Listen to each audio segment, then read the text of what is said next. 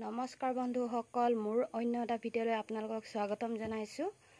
আজি মই ব্লগটোত দেখাব বিচাৰিছোঁ লোকেল মুৰ্গী কেনেকৈ বনাইছোঁ।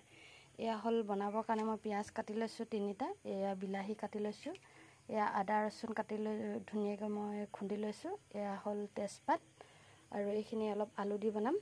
আৰু এয়া মছলা খুন্দি লৈছোঁ, মই ধুনীয়াকৈ পেষ্ট বনাই লৈছোঁ। ইয়াত আদা ৰচুন পিঁয়াজ আৰু ইয়াত লং ইলাইচি আৰু ইয়াত ধুনীয়াকৈ মই মছলাখিনি পিচি লৈছোঁ। আৰু এইখিনি হ'ল মাংস, লোকেল মাংস, আৰু বেছি ডাঙৰ নাছিলে সেইটো কাৰণে সৰু সৰু অলপ দুটাই কাটিবলগীয়া পৰিলে। আৰু ইয়াত মই এইখিনি মছলা ধুনীয়াকৈ মই দেখাই আছোঁ, হালধি মছলা গুড়া জলকীয়া আৰু নিমখ। আৰু কেনেকৈ বনাইছোঁ আপোনালোকক দেখাইছোঁ। এতিয়া মোৰ তেল গৰম হৈ আছে যিহেতু, সেইটো কাৰণে ইয়াত মই ধুনীয়াকৈ পিঁয়াজখিনি দি ল'ম। তেজপাতখিনি মই দি দিছোঁ ধুনীয়াকৈ।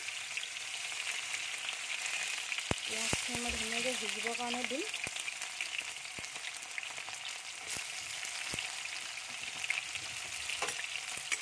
পিঁয়াজখিনি অলপ ৰঙচুৱা পৰিবৰ কাৰণে দিব লাগে, তেতিয়া কি হয় মাংসখিনি খাবৰ কাৰণে খুব টেষ্টি হয়।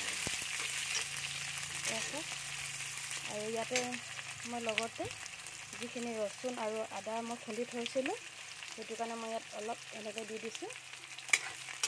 আৰু মছলাখিনিত মই বেলেগকৈ পিচিয়ে লৈছোঁ, ৰচুন আদা এইখিনি গোটেইখিনি মছলা, লং চেনি চাওক। এয়া চাওক পিঁয়াজখিনি ৰঙচুৱা হৈছেগৈ। আৰু মই ইয়াতে তেলতে এতিয়া এয়া হালধি দি দিম, মই চামুচ দিছোঁ আৰু অকণমান দি দিম। মই 1.5 চামুচ হালধি দি দিছোঁ।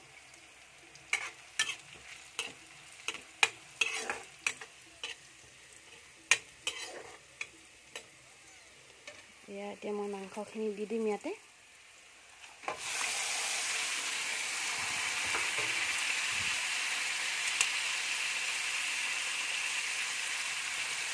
মাংসখিনি ধুনীয়াকৈ মই হিলাই দিম।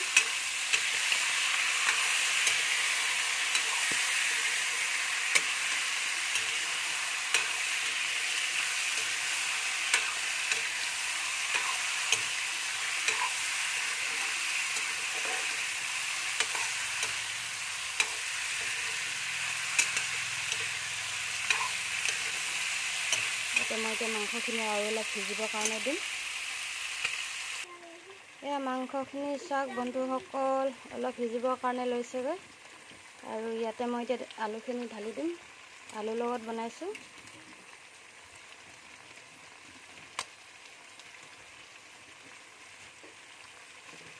আলুখিনি দি দিলোঁ, এতিয়া অলপ ধুনীয়াকৈ লৰাই দিম।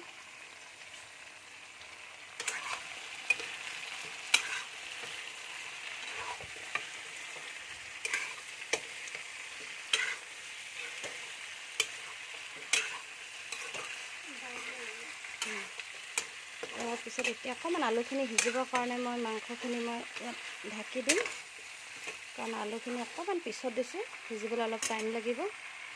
সেইটো কাৰণে অকণমান মই মাংসখিনি ধুনীয়াকৈ ঢাকি দিম। এতিয়া সিজিবৰ কাৰণে দিম আলুখিনি অলপ। এয়া মাংসখিনি এতিয়া মই অকণমান হিলাই দিম।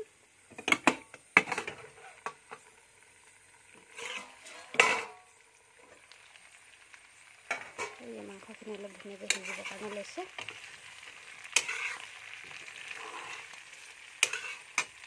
আৰু ইয়াত কাটি থোৱা অকণমান বিলাহী আছিলে, বিলাহীখিনি দি দিছোঁ এতিয়া।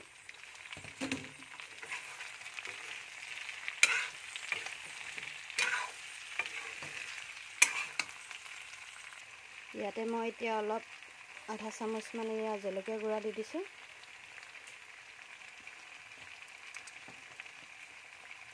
এয়া 1 চামুচ মই মিট মছলা দি দিছোঁ। আৰু বাকী গৰম মছলা পিচাই আছে। আৰু ইয়াত মাংসখিনি অনুমান চাই মই নিমখ ঢালি দিছোঁ। ইয়াত ডাঙৰ চামুচে মই 2 চামুচ দিছোঁ।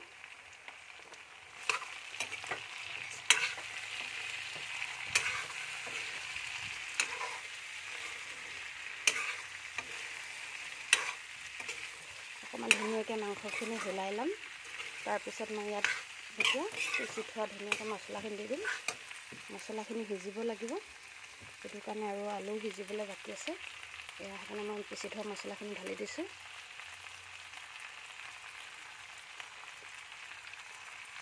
এয়া এবাটিমান জোখাই মই মছলা পিচি লৈছিলোঁ। মছলাখিনি মই ধুনীয়াকৈ অলপ দেৰি সিজিবৰ কাৰণে দিম।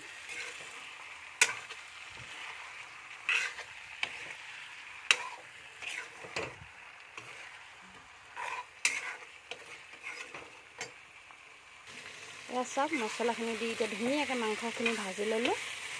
এতিয়া মাংস আলুখিনিও অলপ সিজিলে। এতিয়া তলৰ ফালে অলপ লাগি ধৰিছে, সেইটো কাৰণে অকণমান এতিয়া মই গৰম পানী কৰিয়ে থৈছিলোঁ, এয়া অকণমান পানী ঢালি দিম। অকণমান মছলাখিনি মাংসৰ গাত সোমাবৰ কাৰণে এয়া মই পানী ছটিয়াই দিলোঁ।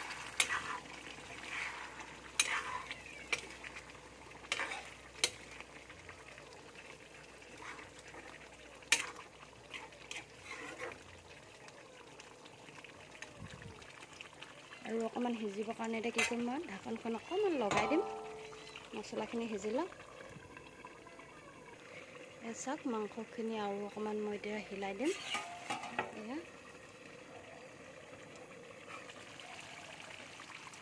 এয়া আমাৰ এইখিনি মাংস বনাই ৰেডি হ'ল। একেবাৰে শুকান নকৰোঁ, লোকেল মাংসৰ মুৰ্গী অকণমান জোল থাকিলে ভাল লাগে। এয়া চাওক বন্ধু বান্ধৱীসকল, মোৰ এয়া লোকেল মাংস বনোৱা ৰেডি হ'ল। আৰু যদি কোনোবাই লোকেল মাংস খাবৰ কাৰণে মন যায়, আমাৰ ঘৰত আহিব। আৰু যদি মোৰ মাংসখিনি বনোৱা কাৰোবাৰ ভাল লাগে, তেতিয়াহ'লে ভিডিঅ'টোত লাইক কৰিব, কমেণ্ট কৰিব আৰু শ্বেয়াৰ কৰিব, আৰু সকলোৱে ছাবস্ক্ৰাইব কৰি দিব।